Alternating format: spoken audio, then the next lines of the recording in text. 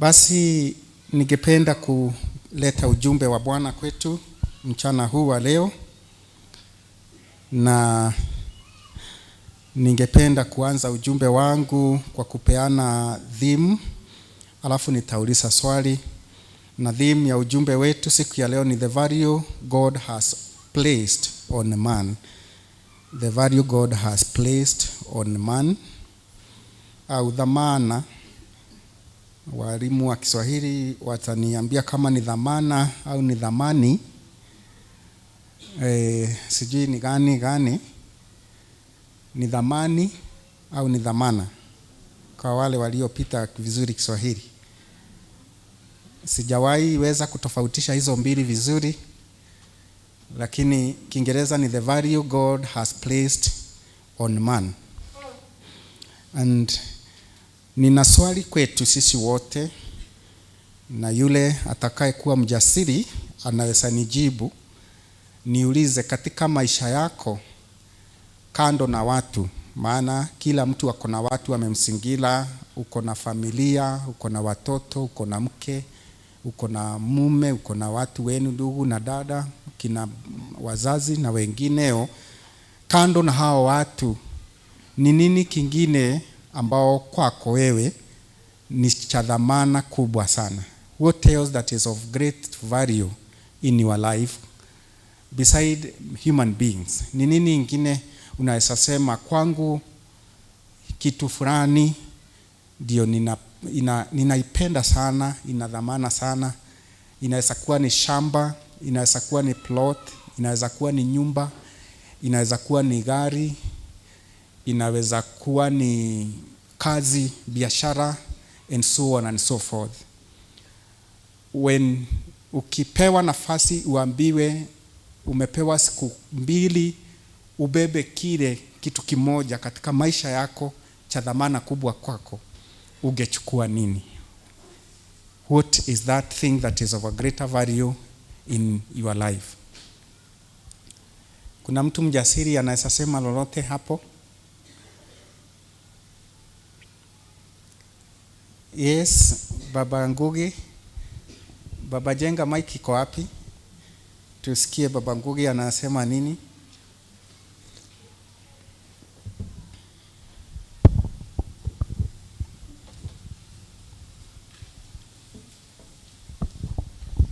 Kwangu ni amani. Amani. Peke yake. Amani ni most important. Yes. Okay. Tumpe makofi. Asante. Baba Solomon ako hapo anainua mkono. Mimi kwangu ni guturira mwathani. Okay. Baba Solomon anasema ile kitu ya dhamana ni kuishia Bwana. So hiyo ni kumaanisha Baba Ngugi, unajua peace ni very important,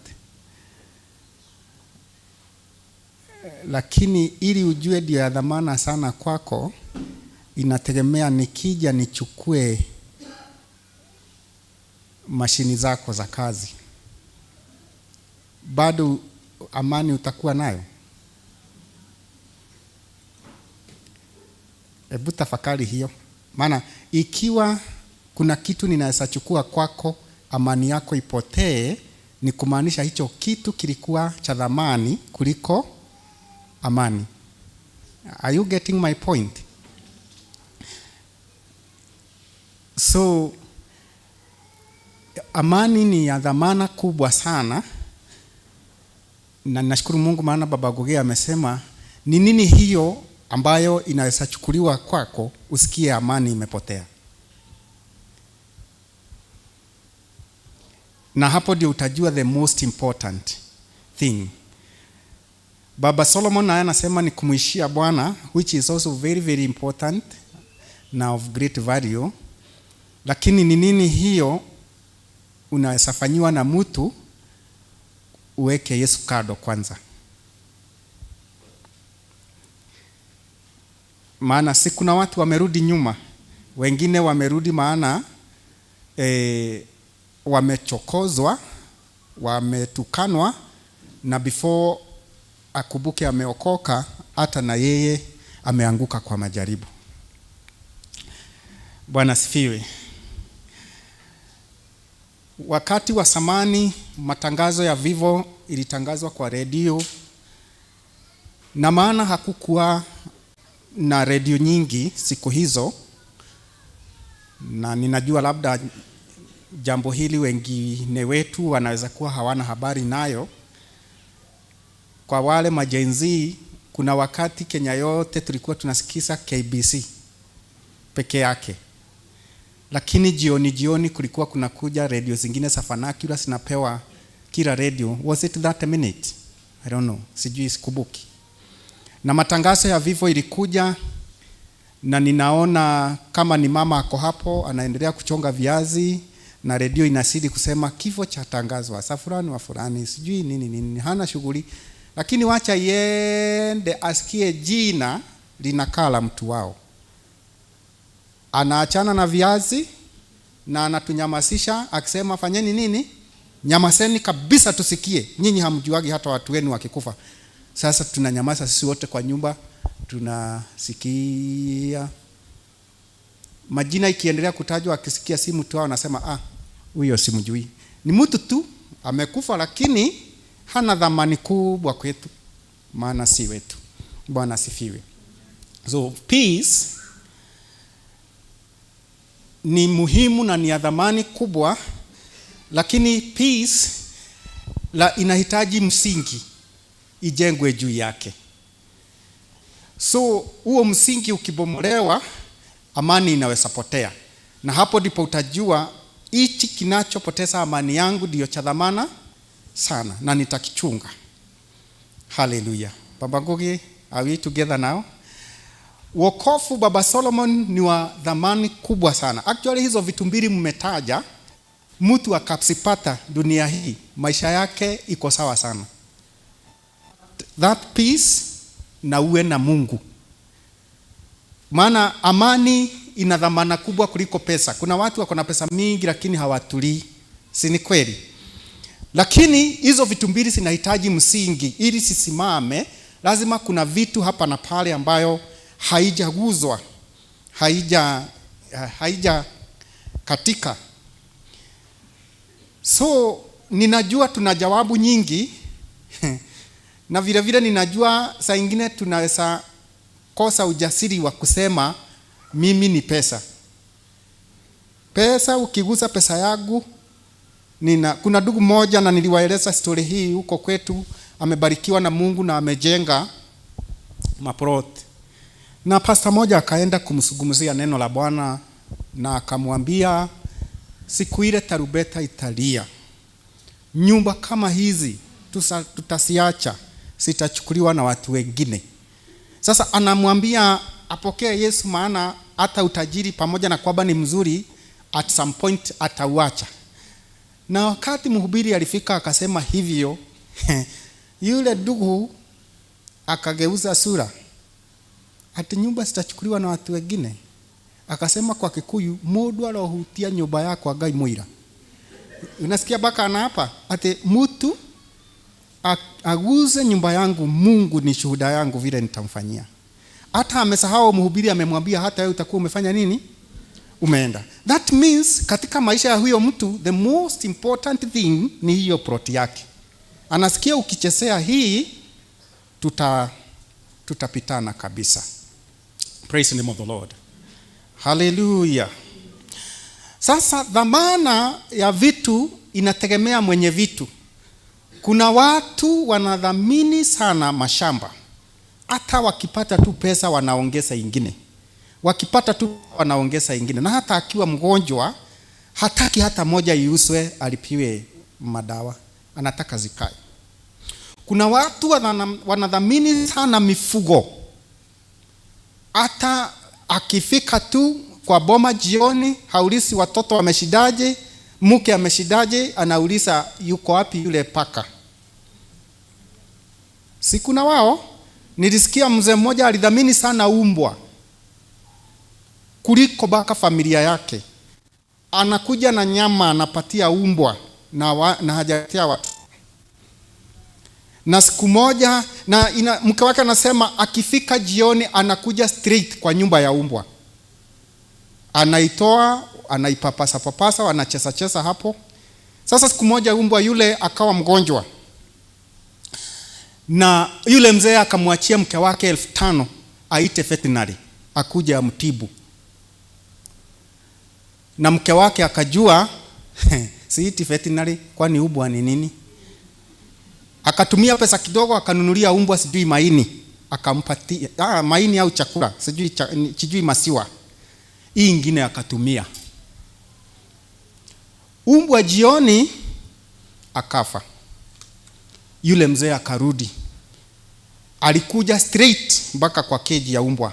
Alipokuta amekufa, aliketi hapo akaanza kulia. Na akalia kabisa. Alafu akachukua majembe, akachimba shimo, akaenda akamzika. Akauliza mkewe, na daktari alikuja? Mama akamwambia ndio alikuja.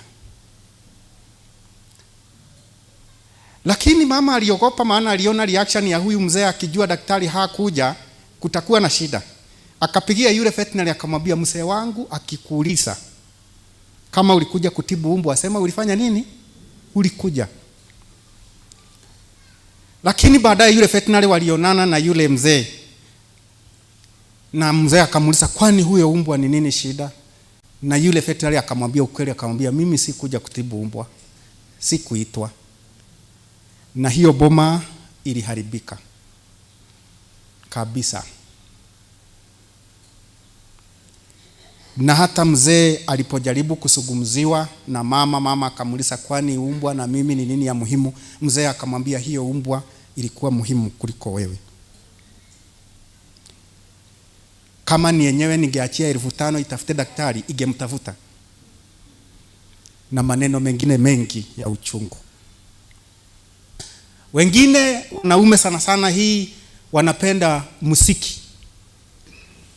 Nimesikia mwingine kila mara akipata tu pesa lazima aende nyumbani na speaker. Wanaume sana sana, wamama hawako hapo. Na inasemekana amejaza speaker kwa boma na ametengeneza kanyumba kengine kando, amepeleka waya na tu speaker huko. Weekend anaweka music, anakaa hapo. Alafu anaambia mke wake, igwa karwimbo gushugwo. Ebu sikia kawimbo vile kamefanya nini? Kamechunjwa. Na mama anasema siku moja wamepata sijui uhitaji wa mtoto wa shule. Akamwambia mzee, situuse hii speaker moja, maana ni nyingi. Mzee akamwambia, hizi hasiwezi kuzwa. Those are preferences. Kuna vitu za dhamana kwa watu. Wengine wanadhamini kitu ya samani. Umeona watu kama hao? Kitu ya nini? Ya samani. Kuna watu bado wako na ile tulikuwa tunaita, ilikuwa inaitwaje ile kitu ilikuwa inacheza music na ilikuwa na mavitu inakaa chapati. Inasunguka pole. Baba Ngogi lazima hiyo unaijua. Hawa ni watu wa 19 za huko. Inaitwa aje mchungaji hiyo? Ni record player au? Yeah? Kinanda. Tulizoea kukiita kinanda. Ilikuwa na kitu inasunguka ya black na inawekelewa kwa mkono hapa. Na hiyo sahani kubwa ilikuwa na nyimbo mbili tu, ikimaliza pande moja inageuzwa pande hii nyingine.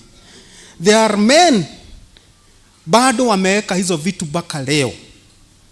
Na hata kiuguzwe anaipagusaga. Na akikuta saa nyingine anainunulia dawa ya mende, anaiweka. Na hata hizo vitu ilikuwa inacheza, siku hizi haiko.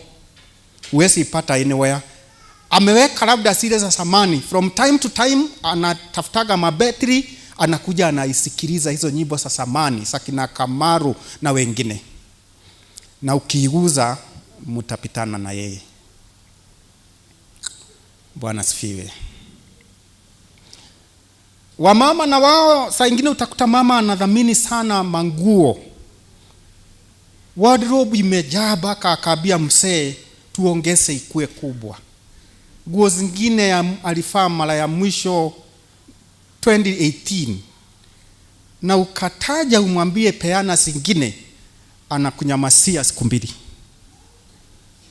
Namuuliza, kuna shida? Hapana, lakini nguo zangu wewe haunanagi kama ni kitu.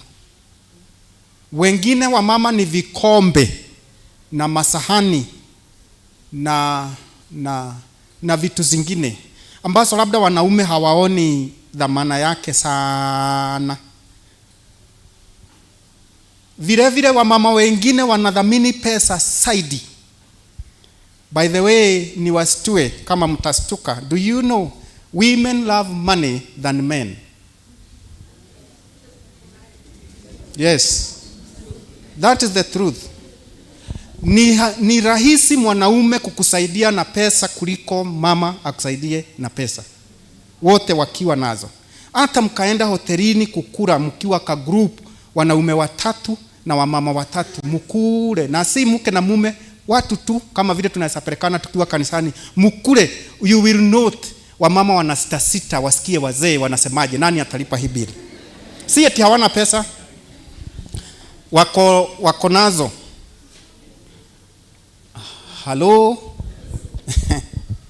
Even in the house ni ngumu sana mama, hata akiwa na pesa, mzee akiitisha, hata kama ataipata, atapelekwa safari ya kutoka hapa mpaka Nairobi mpaka kurudi ili itoke. But most men, hata kama wanapenda fedha, hawaipendi kiasi hicho they give, wanaitoa. Hata mkienda kutembelea wazazi, utakuta mwanaume anaweza achia mama hata 10,000. Ni ngumu sana mama binti achie mama yake 10,000. Ngumu sana. Amen. Are we still together? Bwana sifiwe. So know that women love money than men. Hiyo ndio ukweli wa mambo. Na ndio unaona rich men do not struggle to find a wife, but poor men do.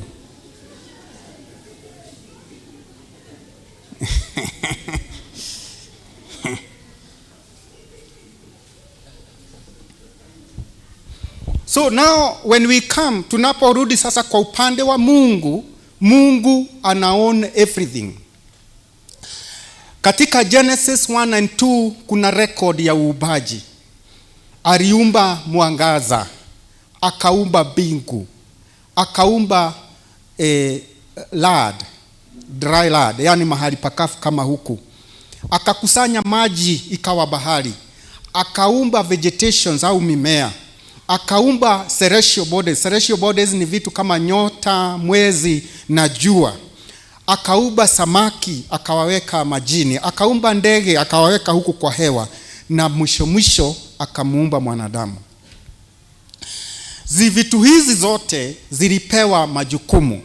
Kwa mfano, vegetation au mimea, kusudi lake lilikuwa kumpatia mwanadamu na wanyama chakula.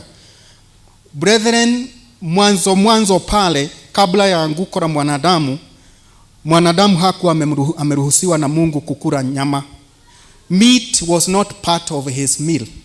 Alikuwa amepewa mimea na matunda na vitu kama hizo. Nyama Bwana amekuja kuruhusu sikuliwe baada ya fulani. Na wanatheolojia wengine wanasema Mungu aliruhusu nyama sikuliwe ili watu hawa miaka yao ya kuishi ikatike. Maana sasa wameharibika, wasimsubue miaka mingi. Ukifaulu leo kuachana na nyama, uachane na sukari, uachane na chumvi mingi, ukule matunda na mboga mingi, you may live longer kuliko wakati unakula nyama kila siku. So it was for food. Vitu kama mwezi na nyota, Bwana akaipatia majukumu ya kwamba rule the night, yani kuwa ukiprovide mwangaza usiku. Vitu kama jua akaambia rule the day, peana mwangaza. Ndio unaona we can see each other very well. Hata tukazima hizi stima kuna mwangaza, maana jua liko juu. Lakini alipofika kwa mwanadamu, yeye alimpatia jukumu la kutawala uumbaji mwingine wote. Praise the name of the Lord. Yani aliinuliwa na Bwana. Ukisoma Genesis 1:26 na 27, Bwana alisema ya kwamba let us make mankind in our image, in our likeness, so that they may rule over the fish in the sea and the birds in the sky, over the livestock and all the wild animals, and over all creatures that move along the ground. Yaani katika ufalme huo wa dunia ambao Bwana alitengeneza, alimuinua mwanadamu akamfanya the king juu ya creation nyingine. Praise the name of the Lord. Kwa njia nyingine alipomaliza kazi, ni kama uende uweke biashara ya pesa mingi, maybe 2 million capital, uweke kila kitu, uweke machuma, uweke unga, uweke nini, alafu uajiri wafanyakazi waliosoma mambo ya biashara. Utafute mtu umwambia kwamba wewe ndiye utakuwa CEO wa hii biashara. Yaani kwa jingine unamwambia utakuwa macho yangu hapa, utakuwa mdomo wangu hapa, utakuwa miguu yangu hapa, you will be me, you will be my representative. Hapo ndipo mwanadamu aliwekwa. Praise the name of the Lord. Na akaumbwa tofauti na wanyama wengine wote. Maana nafasi hii ambao alipewa au hii mandate, aliambiwa pia si kutawala tu, hata ashughulikie ulimwengu. By the way, wapendwa, hata kabla mwanadamu hajamuasi Mungu, kazi ilikuwa. Maana Bwana alipomweka katika shamba la Edeni alimwambia kwamba take care, lima hii shamba na ukule matunda yake. Kile kiliongezeka kwa kazi baada ya anguko after Genesis 3 ni uchungu. Pain was added to work. Are we together? Bwana asifiwe. Unakuta sasa ukishinda kwa mjengo, jioni mikono imeshipuka, umechoka, saa ingine wengine wanaanguka wakijenga manyumba wanafujika, saa ingine usingizi unakushika, maana umesafiri ukiendesha gari kama wewe ni dereva masaa mengi sana, and so on and so forth. Uchungu uliongezeka kwa ile kazi. Lakini kabla ya anguko kazi ilikuwa tu, but it was very much enjoyable. Jina la Bwana libarikiwe. Na vile vile maandiko inasema akawaumba kwa mfano wake, na hiyo kwa kuwaumba kwa mfano wake aliwawekea dhamana kubwa sana juu yao. Maana kama tutakavyoona ni kwamba mfano huu Biblia inanena si kufanana na Mungu physically. Actually Mungu hakai kama sisi kimwili vile tunakaa. Mungu ni roho. Na roho anaweza chukua form yeyote. Haleluya. Mnakumbuka alipomnenea Musa pale jangwani, alikuja kama nini? Kama moto. Na ile sauti Musa alikuwa anasikia, it was coming from that fire. So it is the fire that was talking, and that fire was God. Bwana asifiwe sana. Haleluya. Alipomtokea Yoshua, baada ya Yoshua kuchukua hatamu za uongozi, wakienda kupigana, Biblia inasema Yoshua akaona mtu aliyesimama mbele zake akiwa na upanga uliotolewa. Na Yoshua akaenda mbele zake akamuuliza, je, uko upande wetu au upande wa maadui? Naye akamjibu akamwambia neither. Na Yoshua akajua it is God. At that point he appeared like a warrior. Praise the name of the Lord. Hallelujah.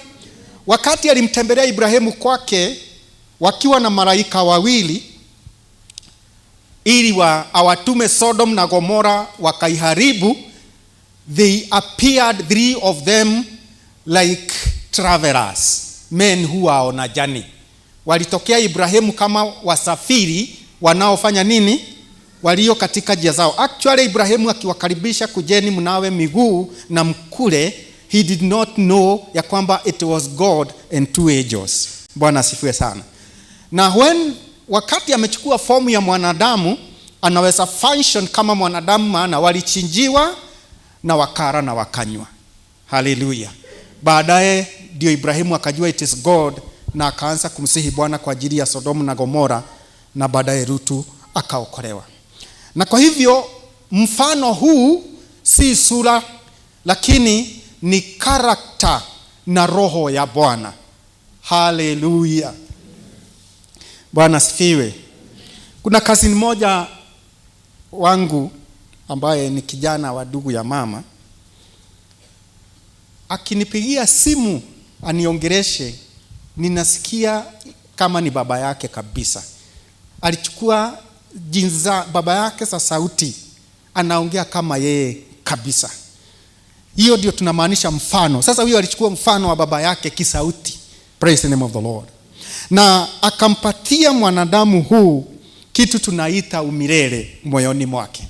Na kwa hivyo mpendwa, as you sit there, ningependa nikwambie, katika vitu vyote ulimwengu huu, zile tunajua za dhamana na zingine ambazo si za dhamana, dhahabu, fedha, mawe ya dhamana, magari, milima, mashamba makubwa, mifugo, wanyama, pesa zote za duniani zikawekwa mbele za Bwana, na wewe uwekwe hapa, na Mungu apewe choice, aambiwe chukua kile cha dhamana sana kwako, atakuchukua wewe.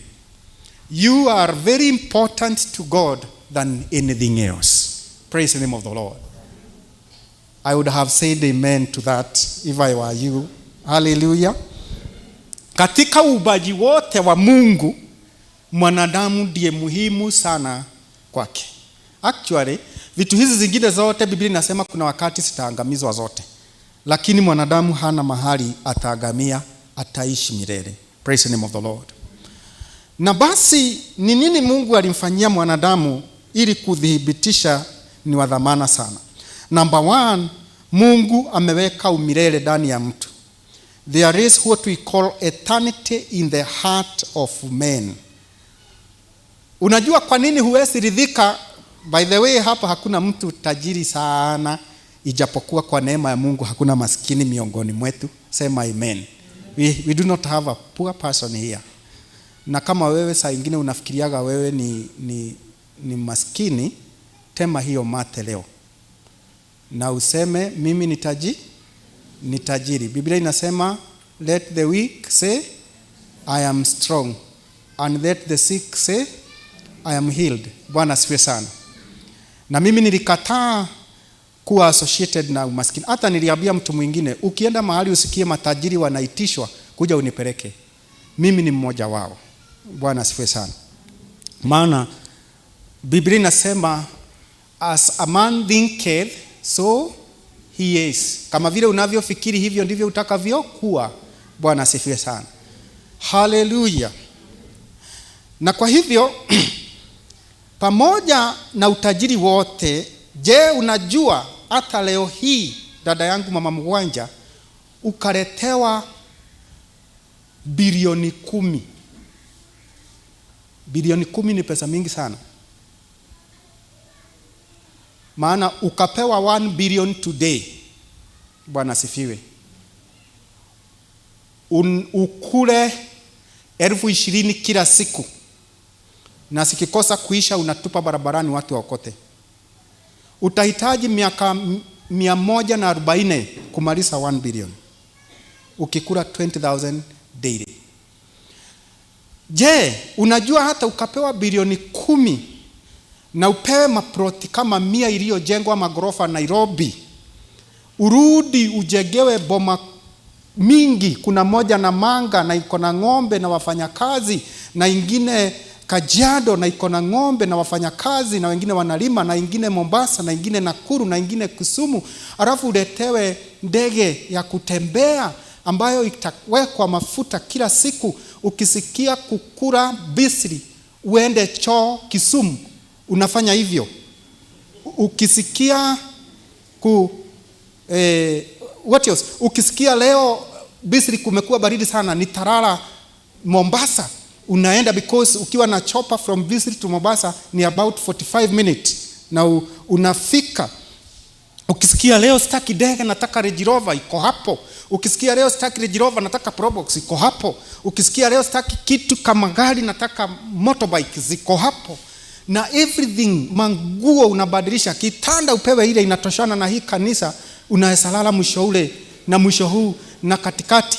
Ujegewe nyumba kubwa, baka utengenezewe mashini za kwenda from bedroom to bedroom, maana bedroom moja iko kwangu na ingine iko hapa. Je, wajua hata ukiwa na vitu hizo zote, moyo wako kuna kitu utasikia hauna? Do you know that? Do you know that? Hello? How are you? Do you know huwezi ridhika? Kitanda hiyo itakusubua, utasema uletewe kidogo, maana hii ni kubwa sana. Waliona kubwa wanataka kidogo, waliona kidogo wanataka kubwa, waliona watoto wanasema heri yule hakuzaa, walioshindwa kuzaa wanasema Bwana heri ningepata hata kamoja karudi kakufe. Watu wao wakisema niliwahi kuwa na nini na mtoto. Walio katika doa wanataka kutoka, na walio nje ya doa wanataka kuingia. Sasa niulizie mtu, kwani unatakaga nini? Hallelujah. Do you know why huwezi ridhika? Ndani yako kuna chembe cha umilele, na wewe ni wa dhamana kuliko hizo vitu vyote. Kwa hivyo hata sikawekwa hapo, value yake na yako hasiwezi toshana. Ndio bado unasikia kuna kitu bado sijapata. Praise the name of the Lord. Your value and the value of everything else hasiwezi lingana. Mahali hapo tunasikia kuna kitu kinahitajika, ni Mungu tu anaweza jaza. Praise the name of the Lord. Kwa nini? Maana ndani yetu aliacha kaspesi ya kwamba wewe ni mkubwa kuliko pesa, na kwa hivyo hata ukapewa ngapi hasiwezi kuridhisha wewe. Wewe ni mkubwa kuliko dhahabu, hata ukawa na nyumba mawe yake ni dhahabu, because you are greater and of great value than them, huwezi ridhika. Praise the name of the Lord. For instance, leo hii wasomi kaenda mahali wakutane na watu ambao hawajasoma na wakae meza moja kudiscuss mambo. Watu hao si watasubuana? Hawa wasomi hawataridhika, maana kulingana na value ya masomo hawa wako chini sana. Na hawa ambao hawajasoma hawataridhika, maana kile hawa wanasema hawa hawaelewi. Are we together? Ukikutana na mtu ambaye anapenda kuchunguza mambo na kujua mambo sana, na wewe si wa laini hiyo, value yenu katika research haifanani, mtasubuana. Siku moja nimetembelewa na mtu na Manga nilipokuwa kijana. Sikuwa na mambo mengi, na akaniuliza, nafikiri nimewapa hii hadithi tena maana sijaisahau. Kule Namanga kuna mlima pande ya Tanzania. Akaniuliza ile mlima inaitagwa nini?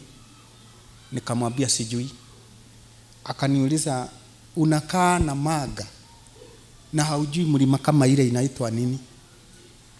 Nikasikia kweli mimi ni bure sana. Lakini ninapohisi hivyo, ninaomba Mungu si huyu mtu aende zake, aniondokee, maana maisha yake na yangu dhamani yake hailingani kabisa. Mimi nataka mtu, wakati huo nilikuwa nafanya kazi ya jua kali, mimi nataka mtu akuje kuniuliza kama radiator ya gari inaweza chomelewa. Hiyo ninajua. Walikuwa wamekuja kazi na walikuwa na kijana mdogo aliyekuwa anakuja kumsaidia kazi. Sasa wakaenda wakafanya kazi mahali walifanya, haikuisha, ikawa wanahitaji kulala. Akaja tena jioni akaniuliza, kwako kunaweza lalika? Yani aliniuliza kwa kiwa kuna gukomeke. Sasa nikajiuliza, kwani mimi nalalaga wapi? Unajua hiyo ni swali ambalo utasikia linakudushisha sana.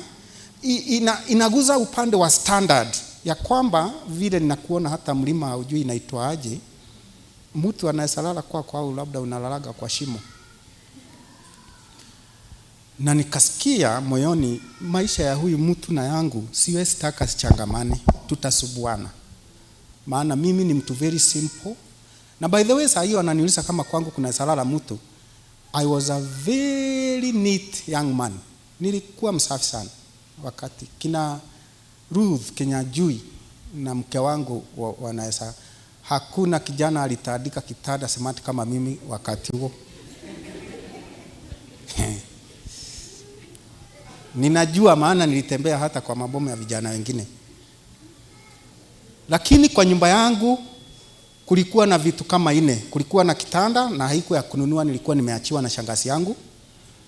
Kulikuwa na mesa, nayo haikuwa ya kununua, niliachiwa na changasi yangu bao, nikalipa food anijengee meza, na kulikuwa na kiti moja ya cushion, na haikuwa na cushion, nilikuwa nimetengeneza cushion za hizi mabox nafunga dawa za ng'ombe zile za white, nikaiweka hapo, na sasa na kastove na tusufuria kadhaa.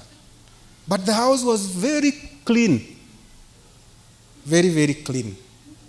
Ni vile tu mtu akiniona huko nje na matabara anaona sijui mlima inaitwa namna gani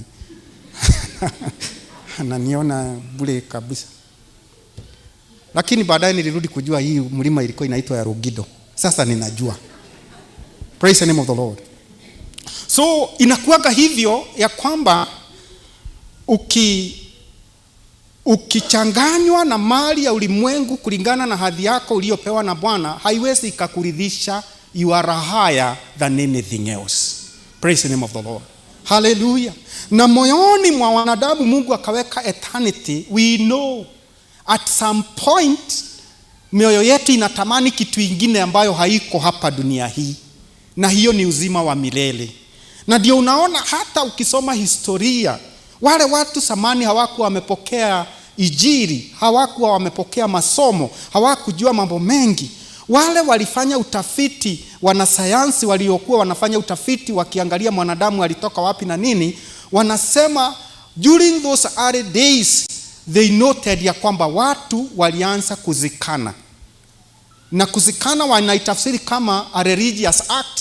Wanaamini ya kwamba mtu huyu kuna wakati mwingine atafanya nini? Atatokea. Praise the name of the Lord. Moyoni hiwezi ridhika. Ndio unaona hata wale hawaamini Mungu kuna kitu ingine wanaamini. Hata wale wanaitwa atheist, wanao claim ya kwamba hakuna Mungu, mioyoni mwao kuna mwanadamu hawezi ishi bila kuamini kitu kilicho na nguvu kuliko yeye, maana ndani yake kuna nafasi ya umilele. There are things that we desire to have, but they are not here on this earth. Praise the name of the Lord. Hallelujah. Sasa ukiona watu wakiruka na mguu moja, wamefunga vitambaa bako, wamefunika masikio, hawana viatu, nguo zao ni refu, wachana na wao. Wanatafuta kitu cha umilele ambayo walifikiri itapatikana na kitambaa na nguo mrefu na kutembea na gadhuadhua. Ile inaitwa aje kwa Kiswahili? Na mguu moja. Wachana na wao. Labda wataipata kwa njia hiyo. Hallelujah. Wanyama wengine, ng'ombe hana shughuli na kesho, hajui kuna milele, anakaa tu. Ndege hawana shughuli na kesho, hawajui kuna umilele, wanakaa tu. Na ndio maana hakuna kanisa tunasema ile kanisa iko pale washirika wake ni ng'ombe tupu, wanamwabudu Mungu wao hapo. Pastor wao ni hii dume na mke wake ni hii au kute ati kuku wamekusanyika mahali asubuhi, maana wameamuka wanaomba. Ati jogodi anaambia mtetea ita faraga tumshukuru Mungu. They don't have that. Ndani yao hawana hiyo. Only man that knows there is life after this life. Praise the name of the Lord. Hallelujah. Niguzie mtu mwambie haukuangi vile unafikiria. Ecclesiastes 3:11 inasema he has made everything beautiful in its time. He has also set eternity in the human heart. Mungu ameweka umilele ndani ya nini? Na ndio maana tunashukuru Mungu kwa kutujulisha hii. We know hatutaishi hapa sana milele, na mateso yetu hapa na machozi ni ya muda. A time is coming we will be in another place ambao si hapa, and having something else that we cannot find here. Bwana asifiwe sana. Hallelujah. Number 2, kuonyesha mwanadamu alimuumba kwa ukuu sana, alimuumba kwa sura na mfano wake. Image and likeness of God inamaanisha uniquely designed. Acha nikwambie hii kwa Kiswahili. Uniquely designed to reflect God's character, intellect and moral nature rather than having a physical resemblance. Yani ni kukaa kitabia kama Mungu, kufikiria kama Mungu na kufanya mambo kama Mungu. Mahali pengine Biblia inasema you are gods. Bwana asifiwe sana. And we create. Actually tunaumba vitu. Jina la Bwana libarikiwe. Pesa nani aliumba? Si ni mwanadamu. Nguo mwanadamu. Magari. Wakati mwingine hata tumia create vitu very sophisticated. Saa hii kuna vita katikati ya Iran na Israel na Amerika. Je, wajua hizo vita hasipiganwi kwa gumi na mateke? Unajua hata hawaonani hao watu? Israel inatupa makobora Iran, watu wakiwa tu Israel. Kama saa hii mtu apange kulipua kwetu nyumbani Nyandarua, anapangia hapa Bisil, anaitafuta hapo ni wapi, alafu anatupa missile, haitagonga kwa neighbor au wapi, inagonga tu nyumba ya mama yangu na inailipua. Because men were given the likeness and image of God, wana capacity ya kukaa kuchanganya makemiko itoe dawa. Bwana asifiwe sana. Na ndio maana unaona wamama si mnakoroga mayai na unga na nini, mnapika keki hata bila kufikiria. You are creating something. Jina la Bwana libarikiwe sana. Hallelujah. Fungia kuku wako huo kitchen siku moja, umwambie leo ni wewe unatupikia. Ile kitu utakuta amefanya huko, atakuwa amepada juu ya sufuria, amekunya huko akitafuta mahali ya kutokea. Hallelujah. Image and likeness of God. Tuna capacity ya kujua hatari. Je, nyinyi wote mngekuwa ng'ombe wangu na muone kesho nimechukua, wacha tu Erda Mudhobe nikutumie dume kubwa inaitwa Mudhobe, nimechija, nyinyi mtasidi kukaa hiyo boma? Will you continue to live there? Yeah? Hamwezi. Why? You know kama ameshija huyu kesho ni mimi, na mtatoroka usiku. Why? Because we have been given the likeness and the image of God. We are able to know hapa kuna hatari. Lakini ng'ombe hasa sisi na mwenzao anachinjwa sikiona, alafu zinalia mo na hasitoroki. Bwana sifiwe. Kuna wanyama ninaangaliaga kwa runinga wananikasirisha sana, wanaitwa wild beast. Wale wanyama wacha nyati, kuna wengine wanakaa ng'ombe lakini nyuma wameinama kidogo. Wanaitwaje kwa Kiswahili? Wale wanaenda wengi na kuna mtu anafuka Serengeti. You know those animals, eh? Yeah? Gatata, hawa wild beast, hawa wanakaa ng'ombe lakini si kama nyati. Hawa watu si watu, hawa wanyama ukiangalia wale wako na runinga hizi zinaleta mambo ya wanyama, just one lioness, simba moja wa kike, anawakuta wakiwa kama 300 mahali na wakobaka na pembe very sharp. Anashika mmoja wao, hata saa nyingine si mkubwa, anachukua kadama ya mmoja wao kamtoto na anaanza kukula, na ziko hapo tu zina mo nashindwa.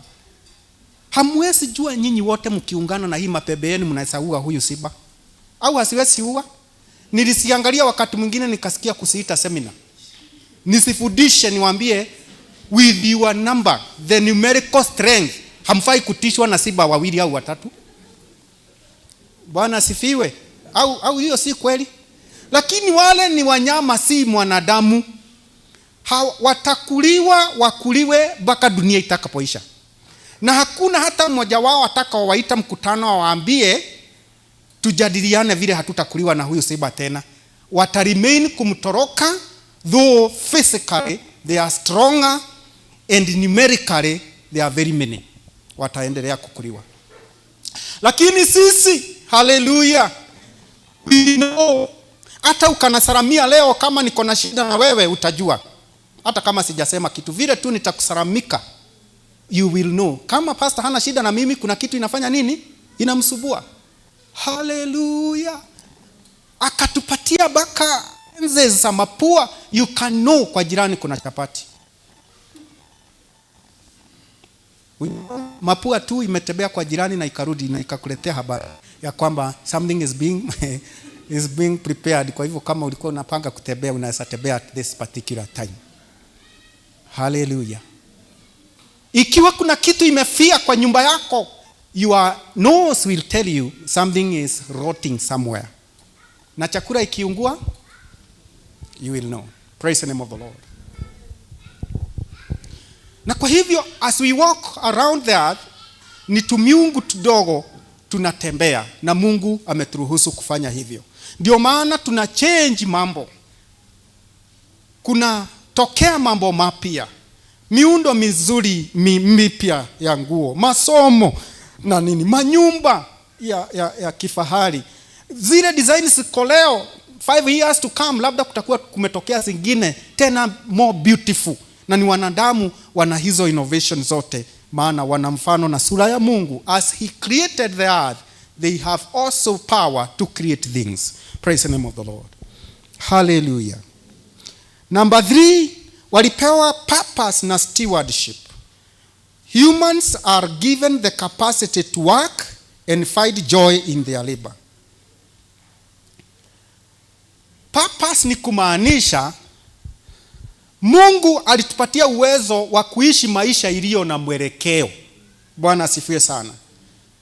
You see, hizi zote zitoka kwa Bwana. He took his time to make man. Praise the name of the Lord.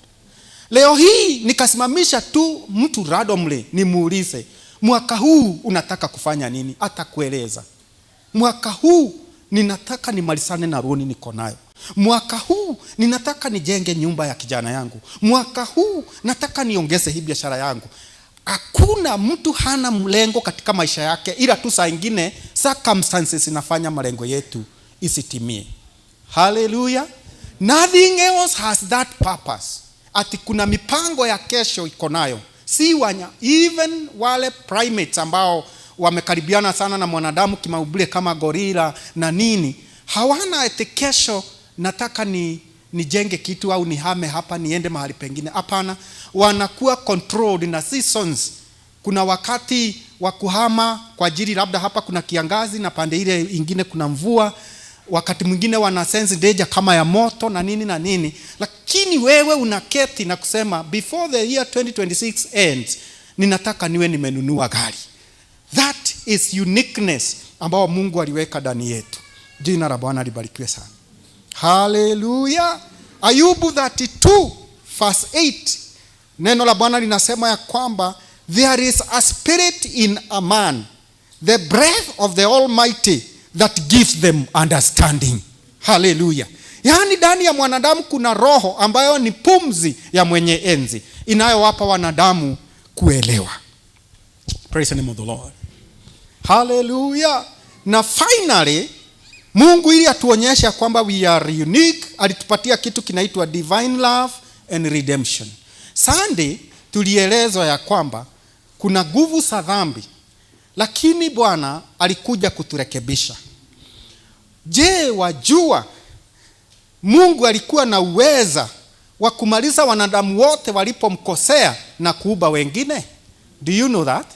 Lakini kwa ajili mwanadamu ni wa dhamana sana. Kama vile tulivyotaja hapo mbeleni, kuna vitu za dhamana mingi kwa watu. Alihisi moyoni, siwezi, I cannot stand kuangamiza huyu mtu. Wacha ningangane na yeye nimrekebishe. Jina la Bwana libarikiwe sana. Hallelujah. It is a natural thing. Acha niwakaribie kidogo. Kitu kile kinakusubua kukiondoa. Hata gari ikiwa ukitoka nayo hapa na unaenda Nairobi, inakatia exhaust Kajiado, unachomewa. Tena unaondoka, Isinya inamwaga maji, inakuwa moto, unachomewa radiator. Tena unaondoka, Kitengela inahakisha mataa yote na inazimika. Baka saa nyingine unatembea na mechanic. Kuna ndugu alienda kwao na mechanic. Si eti walikuwa wanaenda kumuonyesha nyumbani, ikiharibika unatengeneza. Tunaendelea na safari. Je, wanaume Bwana asifiwe. Wazee wenzangu Bwana asifiwe. Gari ikifika hapa unafanya aje? Unauza. Si hiyo ni kweli? Alafu unanunua ingine kama pesa zitatosha. Na saa ingine hata hatuuzi iende ikarekebishwe, tunauza iende ifanye nini? Ikatakatwe, itengeneze majiko na mambo mengine kama hayo. Je, wamama ukinunua mattress, ukilalia mgongo yako inasikia vile bao zimetandikwa kwa kitanda, unaifanya nini? Ikiwa una uwezo na uko na pesa, unaichoma na unaleta ingine. Si ni kweli? Na kitanda ikiingia kunguni na umechemchia baka maji moto, umeimwagia, lakini haulali vile umekuliwa. Unajua bed bugs are very stubborn. Very very. Au nyinyi hamjawahi patana na hawa wanyama? Nyinyi ni wazuri, hamjapata shida mingi dunia hii. Bed bugs are very very stubborn. What do you do wakati zimekataa kabisa kuisha? You sacrifice sometimes, unachoma hiyo kitanda. Si ni kweli Hata unaweza amua kabla sijapata pesa ingine nitalala nini? Chini, maana sasa silali kabisa. It is natural to do away with anything that is giving you headache. It is natural. Bwana sifiwe sana. It is natural. Hata watoto wetu wakitusubua sana ni vile hawezi tupa, lakini unatamani heri angekuondokea hamie town nyingine kwanza upumue. Si ni kweli? Hallelujah. Ujaiona msichana msubuvu amesubua mzee, amesubua baba, amesubua mama, hawalali, hawanini, alafu jamaa anajitokeza anasema nataka kuoa huyu. Anaulizwa unaweza beba saa hii urudi baadaye tu. Utuondolee nini? Shida. It is natural. Na sisi tuko namna hiyo. But God, wakati mwanadamu amemsubua kabisa, badala ya kumuondoa, alipanga vile atamrekebisha. Why? Anampenda sana. John 3:16 nasema, kwa jinsi hii Mungu aliupenda ulimwengu hata akamtoa mwanae wa pekee. Na hii process, mpendo, kulingana na neno hilo la kuturejesha, it costed God his only son. That is how much we are loved and how variable we are mbele zake. Mimi sijui ni nini hiyo utapenda mpaka usikie heri upoteze mtoto ubaki nayo. Sijui ni gani hiyo. Hata mimi kwangu sijui ni nini hiyo. Bwana asifiwe sana. Hallelujah. Praise the name of the Lord.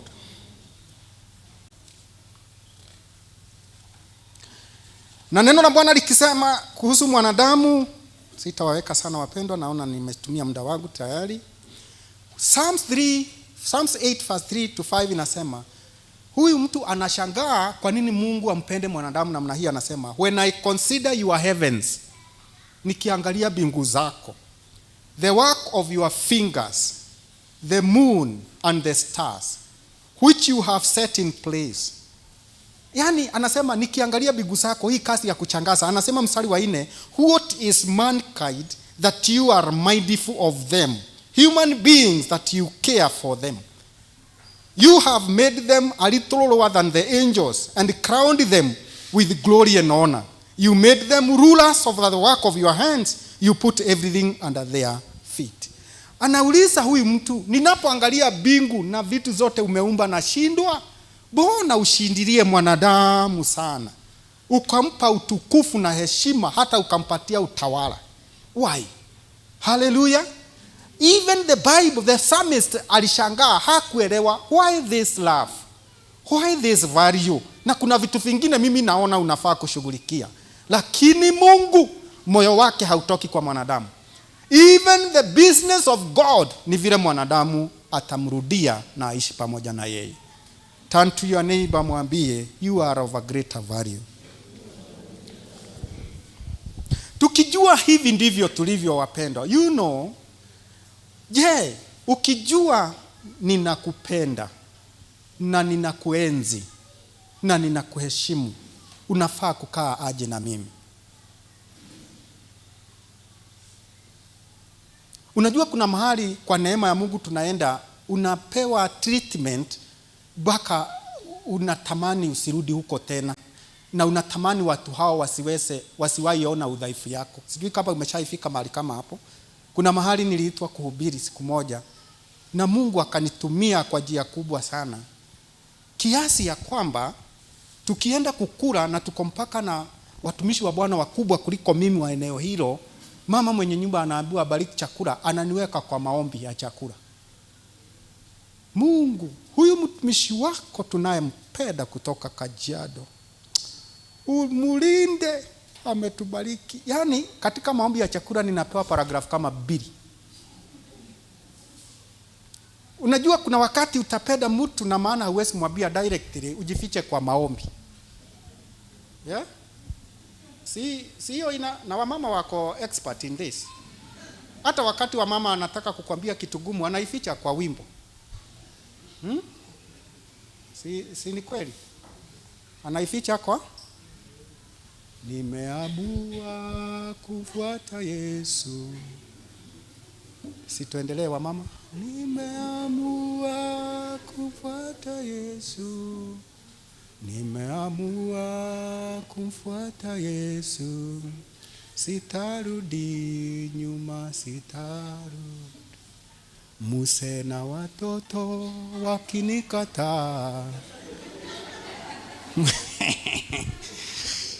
Anyway, huwa tunawapata tu na tunawaelewa.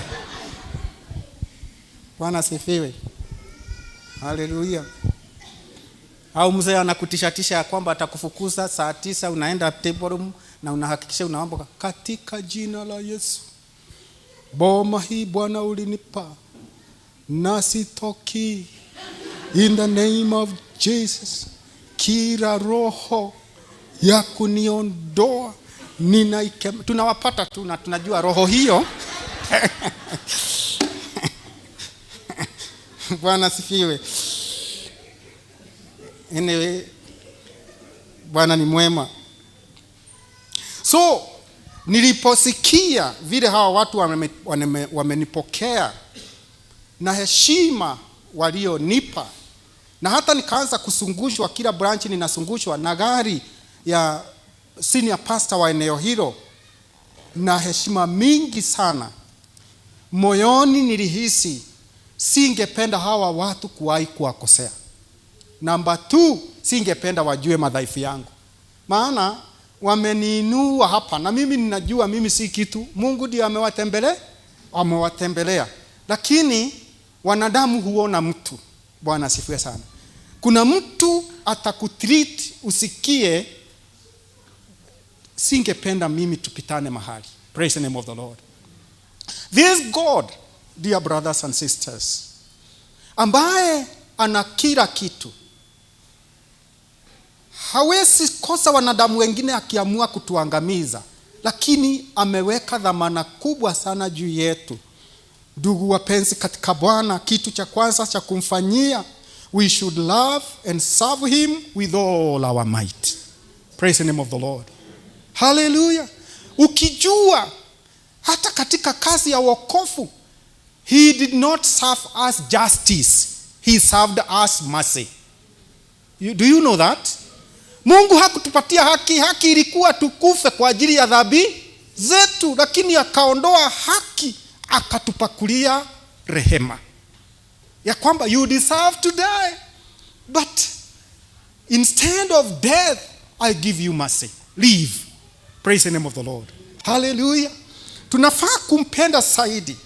Na katika mahojiano iliyofanyika, mhubiri Billy Graham, na I know most of you know Billy Graham, aliyehubiri ulimwengu huu sana, aliulizwa na mtu mmoja katika mahojiano, katika miaka yake ya uzee, maisha yako ungepewa nafasi kuishi tena, kuna mambo ungefanya tofauti?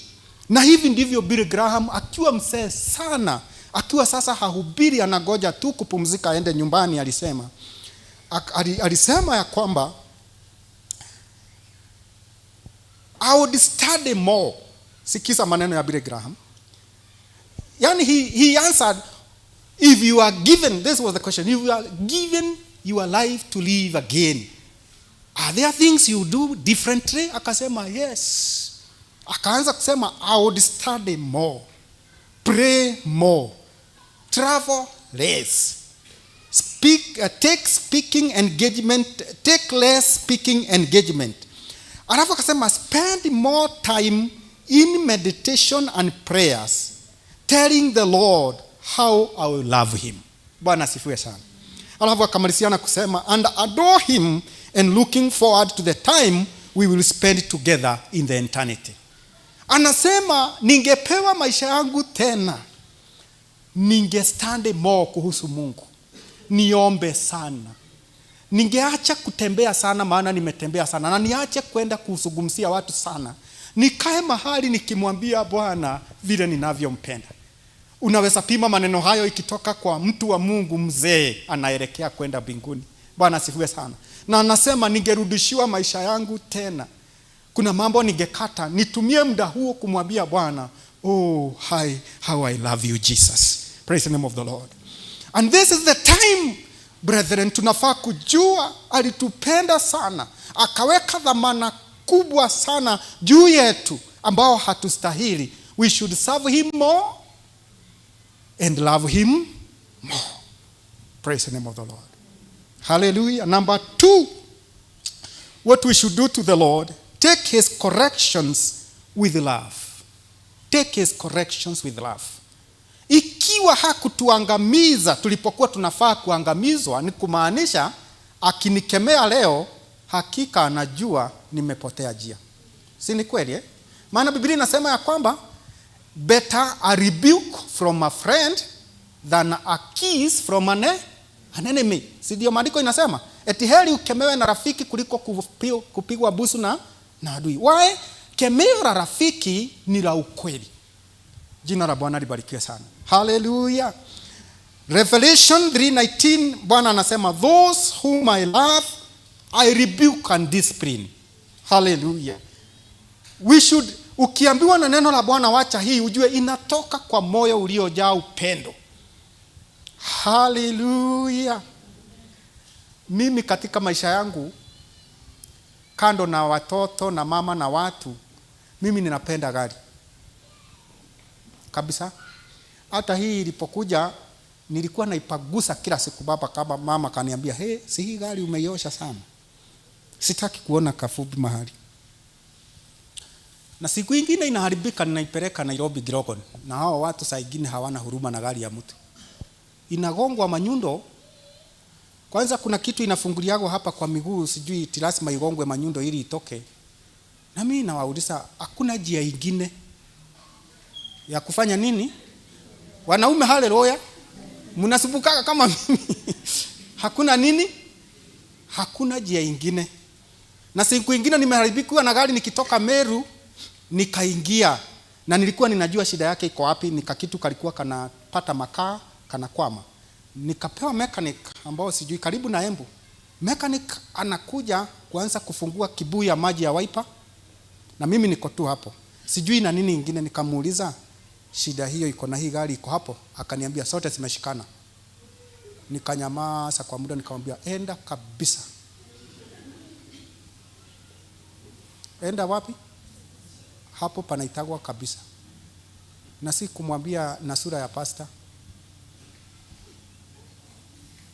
Maana mimi ninajua shida ile iko na hii gari, hakuna mahali inashikana na wiper. Ni kama ukiumwa na tumbo alafu uende kwa daktari aanze kukunyoa.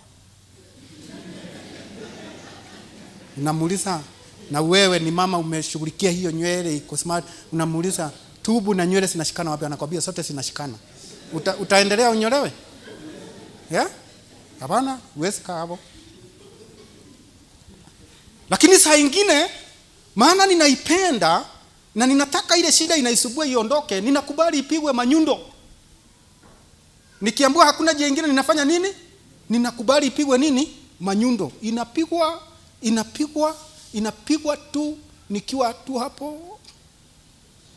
Wakipiga kama 10 na wauliza bado haijatoka, ili isipigwe ya 11. Hata kuna wakati nimesimamia mechanic kule Nairobi, baka mmoja mzee akaniambia, tunaomba pale kuna kahoteli unaweza enda ufanye nini? Ukunywe kachai halafu ukuje. Si eti ni chai ananinunulia, anataka niwaondokee. Maana sitaki, ninawasuia kufanya kazi yao. Lakini ni mimi nimeipeleka, si wao wameichukua kwa nguvu, ikarekebishwe. Maana ninaipenda. Lord is saying to those whom I love, I do what? I discipline. Praise the name of the Lord. Take his corrections with love. Ujue ukiona akiniambia nisipite hapo, anajua nikipita nitapata madhara. Jina la Bwana libarikiwe sana. Hallelujah. Kwani huwa anasema tusikunywe pombe maana yeye ni mlevi, tutamumalizia? Yeah? Hallelujah. Anasema tusiwae wake wawili watatu maana anataka kuongeza. Halo, simunijibu.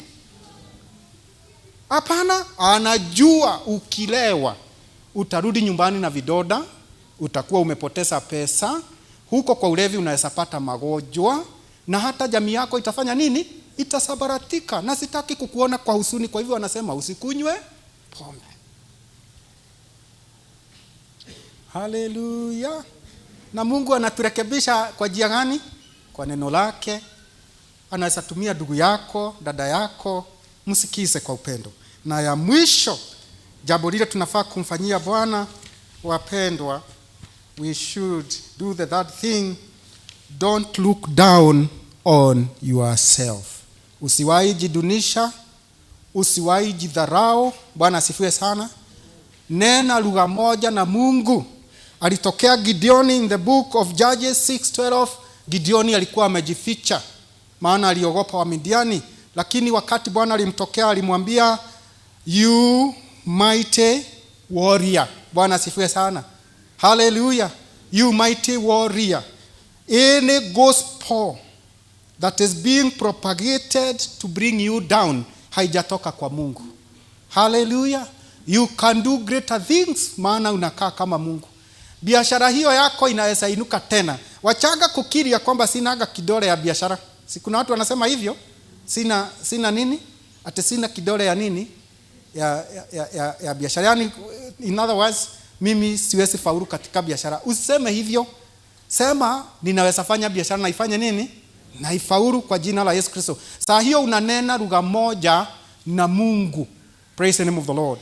Yesu alipofika ulimwenguni, wale watu walichukua kuwa wanafunzi wake walikuwa of the lower class in the society. Wafuvi katika Israeli walikuwa wale hawajasoma.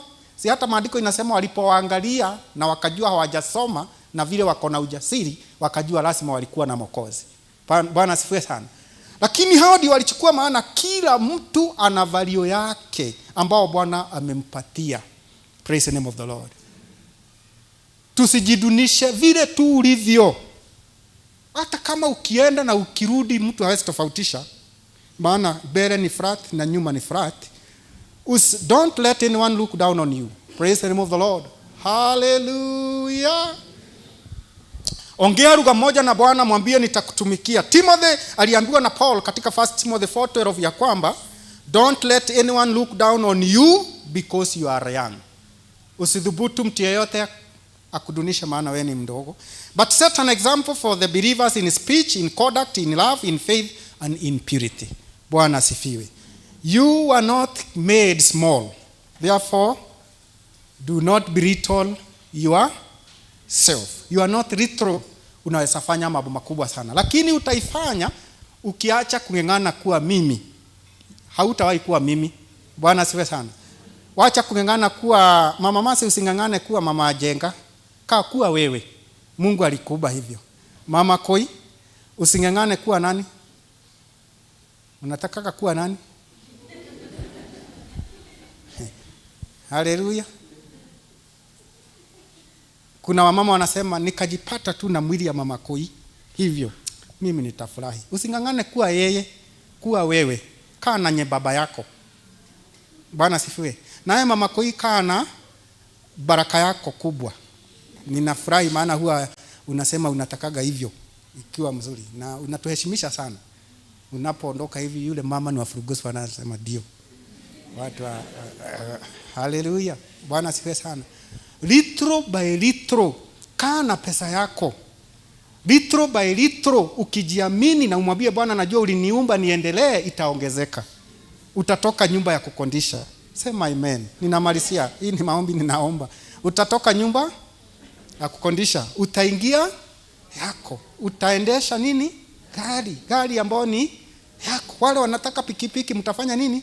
Mtaendesha. Semeni maneno hayo kwa maisha yenu, maana tulipewa uwezo wa kutamka mambo na mambo hiyo inakuwa. Praise the name of the Lord. Inaweza kuwa si leo au si kesho, lakini just say it. Kwani itakugharimu nini?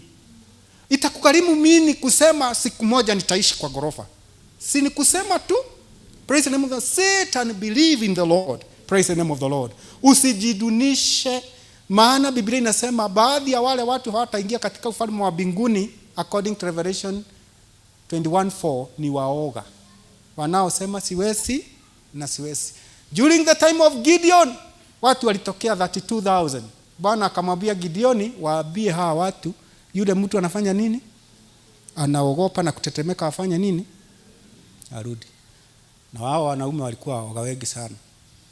Walibaki 1000 gapi? 3. Watu karibu 20,000 na mtu tu anaadmit, anasema kweli mimi hata mkiniona hapa nina mkuki ninatetemeka miguu. Wacha nirudi nikapikiwe na mama. Wakarudi. God does not walk with such people. May the Lord bless you. May the Lord do you good. Amen.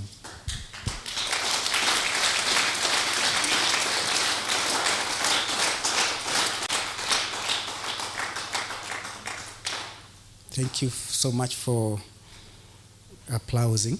Tunaweza simama niombe katika jina la Yesu.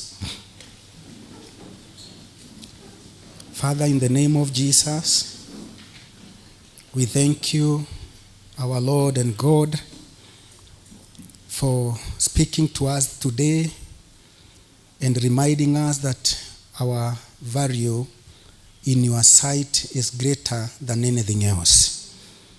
We thank you for elevating us above all other things that you created and giving us a divine mandate to take care of your creation.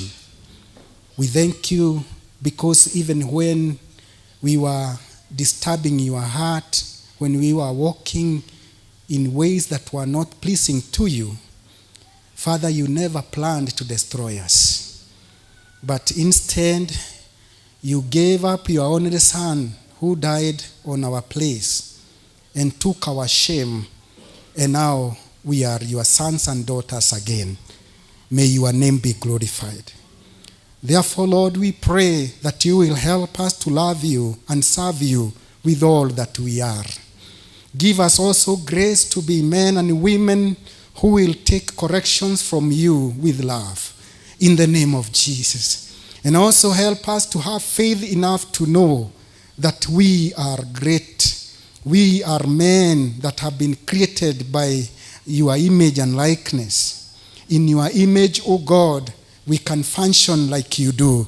Na kwa hivyo tusaidie tusije tukajidunisha, lakini tukutumikie kwa nguvu uliyotupatia. May you bless all mothers and all women. O God, in their greatness, may they be able to serve you. May you bless all men and all young people. In their strength, give them grace to serve you in the name of Jesus. Asante kwa dhamani ambayo Bwana umeweka juu yetu. Katika jina la Yesu Kristo tunaomba na kushukuru. Amen. Tunaweza appreciate Mungu kwa makofi. Asanteni sana kwa kusikiliza ujumbe, umekuwa mrefu na Bwana asidi kutupa neema. Tukiwa tumesimama hivyo, naomba sasa tumpongeze mzee wetu wa kanisa Baba Joshua anapofika kutuletea matangazo. Karibu.